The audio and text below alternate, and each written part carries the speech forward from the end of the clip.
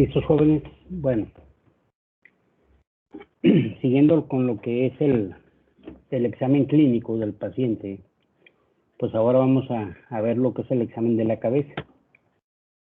Y en este rubro, bueno, lo que debemos analizar en forma sucesiva es la morfología general, la presencia o no de latidos, cómo están cabellos y cejas, párpados, ojos, nariz y senos paranasales, labios y cavidad bucal, pabellones auriculares y finalmente buscar la presencia de algún soplo.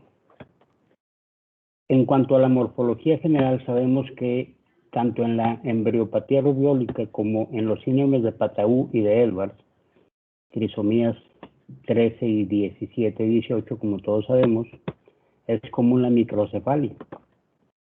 Y cerca del 50% de los pacientes que portan estas patologías van a presentar ya sea comunicaciones interauriculares o comunicaciones interventriculares. El síndrome de Turner es un proceso en donde el genotipo más habitual es el X0, pero también puede haber un mosaicismo. Sabemos que en este caso lo importante a nivel de cabeza es la presencia de microbraquicefalia, y en el caso del genotipo X0 se presenta una alta incidencia de coartación aórtica, y esto es una de las causas principales de hipertensión arterial secundaria de origen cardiovascular que podemos corregir desde el punto de vista quirúrgico. Por el contrario, en el caso de mosaicismos, es más común la presencia de una estenosis pulmonar, así como la existencia de trastornos de conducción intraventricular izquierda, es decir, bloqueos de la rama izquierda de las vejigas. En la transposición completa de los grandes vasos suele existir turricefalia, la cual puede contrastar con el pobre desarrollo corporal y muscular y la presencia de cianosis central precoz. En cuanto a latidos, ya sabemos que los pacientes portadores de insuficiencia aórtica o tricuspidia, así como en casos de hipertensión arterial, fístulas arteriovenosas, hipertiroidismo y otros estados hiperkinéticos, es frecuente encontrar el signo de Muset, que ya decíamos es este movimiento rítmico sincronizado con el latido cardíaco, como si el paciente nos estuviera diciendo que sí. Además a esto, en la insuficiencia tricuspidia es frecuente la asociación del signo de Evans, que ya decíamos, es la presencia de latidos a nivel de los lóbulos de las orejas, al igual que el signo de Muset, sincrónicos con el latido cardíaco. La insuficiencia aórtica es una de las valvulopatías más bonitas desde el punto de vista de exploración, puesto que nos da una infinidad de signos periféricos que hay que estar buscando.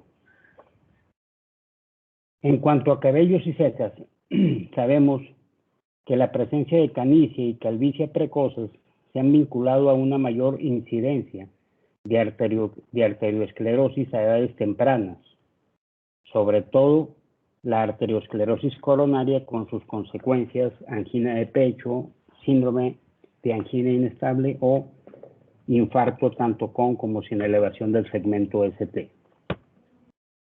En el mixedema, sabemos que es común la caída de cabello, los cuales son secos, duros, así como la caída del pelo de las colas de las cejas. Estos pacientes ya sabemos que tienden a estar gorditos, somnolientos, etcétera, por la presencia de hipotiroidismo importante. En el caso de algunas miocardiopatías carenciales graves, me imagino que ya vieron algo de pediatría. Hablando de las desnutriciones, bueno, existen 3 grupos o 3 grados de desnutrición. En cuanto a la desnutrición grado 3, hay 2 diferentes tipos, el marasmo y el kwashiorkor.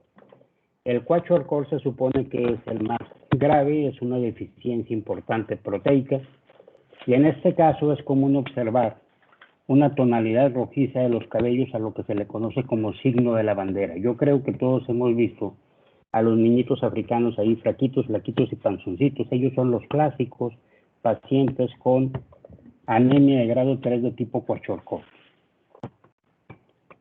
Una implantación baja del cabello es habitual en el síndrome de Cornelia de Lange, que bueno, ustedes saben más de genética que yo, ustedes ya vieron genética.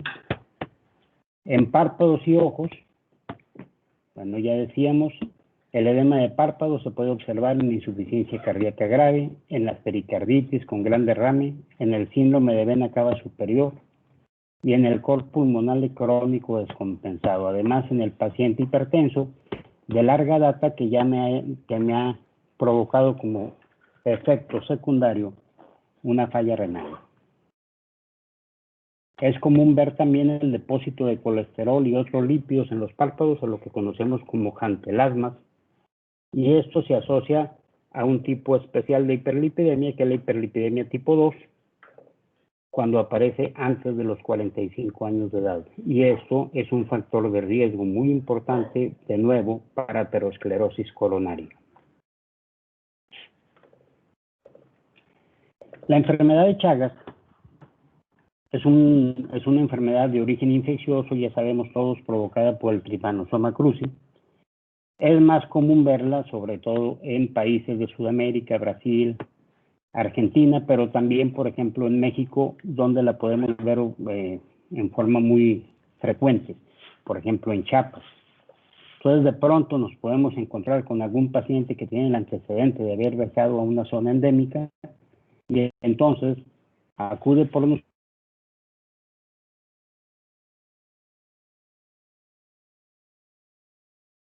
inyección conjuntival. Perdón. A ver, vamos a ver qué pasó aquí. Bueno, decíamos, si se ve la presentación, jóvenes. Sí, doctor. Sí, doctor. Entonces dice, ok, entonces decíamos, esta tumefacción violácea unilateral de los párpados acompañada de edema e inyección conjuntival, así como de adenopatías preauricular, submaxilar. Todo esto se conoce como el signo de Romaña y es clásico de la exploración del paciente con enfermedad de Chagas. Y ya habíamos comentado, ya había comentado alguno de sus compañeros, estos pacientes desde el punto de vista electrocardiográfico, o desde el punto de vista cardiológico, se asocia muy frecuentemente a la presencia de insuficiencia cardíaca por miocardiopatía dilatada. Y en el electrocardiograma es común ver en ellos trastornos de la conducción manifestados por bloqueos avanzados del tronco de la rama derecha y lo más frecuente asociado a bloqueo del fascículo anterior de la rama izquierda de las de Kiss. Entonces, siempre que nos enfrentemos a un paciente, de pronto vemos un electrocardiograma con estos trastornos electrocardiográficos, un paciente con antecedentes de haber viajado a Chiapas o X, algún lugar endémico, inmediatamente pensar en que este paciente esté sufriendo una miocardiopatía de origen chagásico. En el hipertiroidismo es frecuente encontrar una sinergia óculo-palpebral y ya sabemos que el hipertiroidismo me puede dar infinidad de manifestaciones a nivel cardiológico. Uno de ellos es la insuficiencia cardíaca de alto gasto. Y otro dato muy importante es la presencia de arritmias. La más importante es la fibrilación auricular y menos comúnmente la flótera auricular. Estas dos arritmias, aparte de generar un descontrol, sobre todo cuando se asocia a una frecuencia cardíaca muy elevada, además de poderme llevar a un paciente a un descontrol hemodinámico importante, también tienen un alto riesgo de desarrollar fenómenos tromboembólicos y que me van a dar la presencia de un evento vascular cerebral de origen isquémico. Cuando vean neurología, bueno, van a ver estos signos, el lagoptalmos y el signo de negro, son comunes en parálisis faciales que acompañan eventualmente a las miocarditis de origen viral.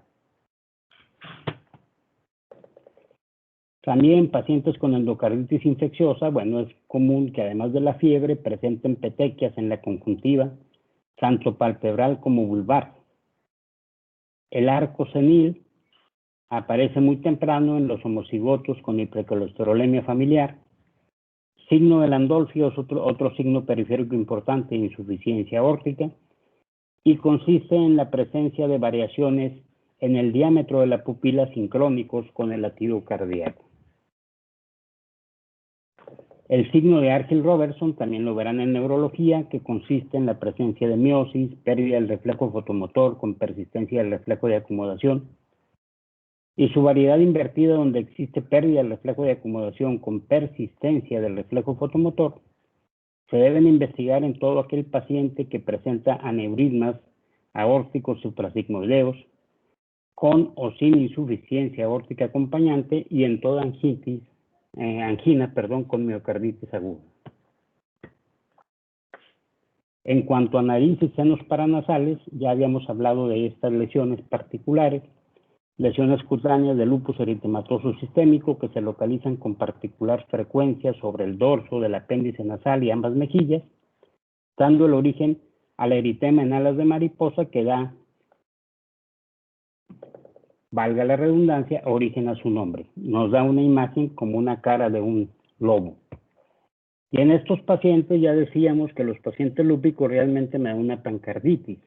Podemos presentar pericarditis, miocarditis, secundario a ellos, hipertensión arterial secundaria por nefropatía, hipertensión arterial pulmonar secundaria a neumopatía, y finalmente endocarditis no infecciosa, que se conoce como endocarditis de Lindman-Sachs. Además, siempre en los pacientes con endocarditis infecciosa o con fiebre reumática es importante descartar la presencia de sinusitis, ya sea a nivel de senos frontales o maxilares. Cuando vieron neumo, ya vieron este síndrome, el síndrome de Cartagena, que se caracteriza por la presencia de sinusitis crónica o recurrente asociada a bronquiectasias congénitas y dextrocardia. Vamos a avanzar un poquito ya cuando hablemos de electrocardiografía. Vamos a ver, cuando ustedes leen libros de cardiología, es muy frecuente que tomen como sinónimo la dextrocardia con el situs inversus. Pero estos son dos situaciones totalmente diferentes. Pueden coexistir, mas no es lo mismo. Cuando hablamos de dextrocardia, simple y sencillamente lo que estamos diciendo es que una mayor masa del corazón se desplazó hacia la derecha. ¿Por qué motivo? Bueno, hay que investigarlo. A lo mejor el paciente hizo una telectasia del lado derecho y eso está jalando al corazón hacia ese lado que está telectásico. O bien hizo un derrame pleural o un neumotórax a tensión del lado izquierdo que están desplazando la silueta cardíaca hacia la derecha. Eso es una dextrocardia. El situs inverso, lo que me indica, independientemente de dónde está la silueta del corazón o de dónde está el ventrículo izquierdo, me está indicando que la aurícula anatómicamente derecha está del lado izquierdo. Y obvio, la izquierda está del lado derecho. Las aurículas son las que me dan el situs, ya habíamos dicho esto en la anatomía, entonces que quede claro, no es lo mismo. Repito, pueden coexistir, sin embargo, no es lo mismo, ¿ok? En cuanto a labios y cavidad bucal, sabemos que los labios adheridos exageradamente a las encías, así como la presencia de dientes pequeños o ausentes, son casi constantes del síndrome de Ellis-Van Creveld, que se acompaña frecuentemente con canal auriculoventricular común o la presencia de una aurícula única. En el síndrome de Patau es común la presencia del labio hendido bilateral, mientras que el síndrome de Wolff, que es una monosomía del brazo corto del cromosoma 4, este labio hendido tiende a ser unilateral. Aquí de pronto podemos encontrar esto, el saturnismo. Y aquí la presencia de un ribete gris azulado en el borde de implantación dentaria, que se conoce como ribete de Burton, pues puede aclarar el origen de una crisis hipertensiva que en este caso está asociada al saturnismo. También ya vieron en farmacología entre los efectos secundarios de algunos fármacos como nifedipino, DSH o ciclosporina, puede estar la existencia de una hipertrofia gingival con sangrado crónico o sin él. Es importante el evaluar las amígdalas o la úvula. Así, por ejemplo, cuando tenemos una úvula pulsátil o un paladar blando pulsátil, esto es otro signo periférico de insuficiencia aórtica que se conoce como signo de Müller. ¿Sí? Cuando vimos embriología, vimos un riñón especial que se conoce como riñón en herradura. Esto es muy frecuentemente asociado a la exploración de boca con la presencia de úvula bífida. Y estas situaciones nos van a explicar la presencia de una hipertensión secundaria, una hipertensión de origen renal. También en el aspecto de la lengua, de pronto, en un paciente que tiene dolor de tipo anginoso, revisamos la lengua y esta tiene un aspecto escrotal, un aspecto geográfico, una lengua muy surcada, pues esto me va a indicar que el origen de ese dolor anginoso es un espasmo coronario. En los pacientes con síndrome de Down o acromegalia, es frecuente encontrar macroglosia y estas dos situaciones son causas muy importantes de hipertensión, o bien de miocardiopatía restrictiva, miocardiopatías hipertróficas, etcétera, etcétera. En pacientes con insuficiencia cardíaca severa o con una pericarditis constrictiva, es notable o es importante, es muy fácil ver la presencia de una incurgitación venosa de la superficie inferior de la lengua y del piso de la boca.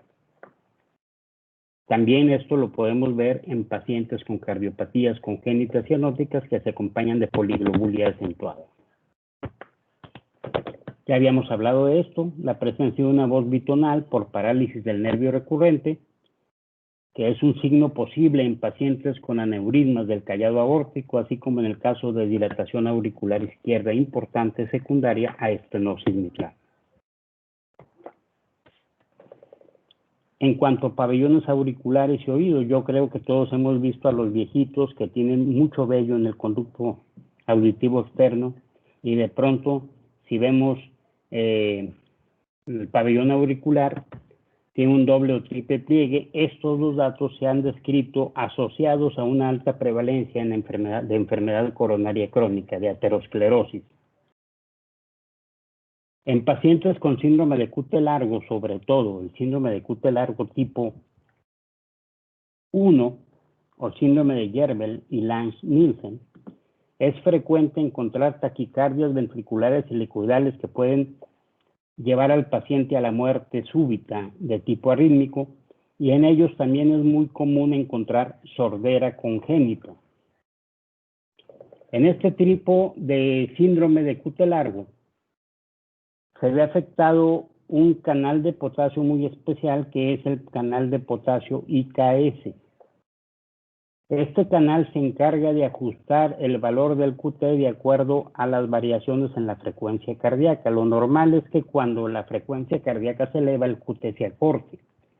Y por el contrario, cuando la frecuencia cardíaca se hace más lenta, el QT tiende a alargarse, pero siempre dentro de ciertos límites. Bueno, quien se encarga de hacer ese ajuste es precisamente este tipo de canal de potasio, IKS. ¿Y qué sucede? Cuando el canal está mutado, entonces el paciente hace un ejercicio, aumenta la frecuencia cardíaca y por la mutación del canal no se puede ver el efecto de acortamiento del QT, y por eso estos pacientes me hacen taquicardias ventriculares helicoidales y muerte súbita. Entonces en estos pacientes está contraindicado el ejercicio, sobre todo la natación. La natación está contraindicada. Este canal IKS también tiene una función importante en la formación de endolinfa. Obviamente al estar mutado no se genera o no se forma suficiente endolinfa, y por eso es que estos pacientes presentan sordera congénita. Otra arritmia que muy frecuentemente se asocia a sordera puede ser la fibrilación auricular paroxística recurrente.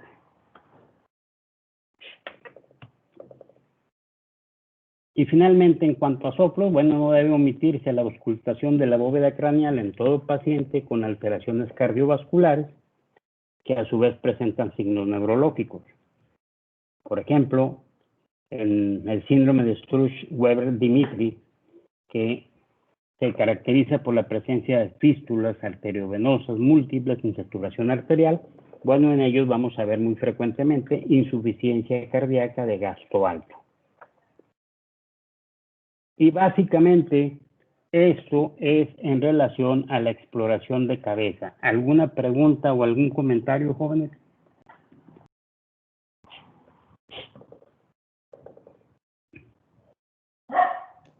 No, ¿Nada? No, doctor, todo bien. Bueno. Pues muy bien. Entonces, si no hay alguna pregunta, jóvenes, para mañana vemos lo que es exploración de cuello. Y pasado mañana ya nos dedicamos a ver exploración de tórax. ¿Sí? Muy bien, doctor. De acuerdo, doctor. Muy bien, Sí, jóvenes. doctor. Muchas gracias. Gracias, doctor. A usted. Hasta mañana, Dios. Ustedes, Hasta doctor. mañana, si Gracias Dios a quiere, usted, jóvenes. doctor. Gracias, doctor. Hasta mañana. Hasta mañana.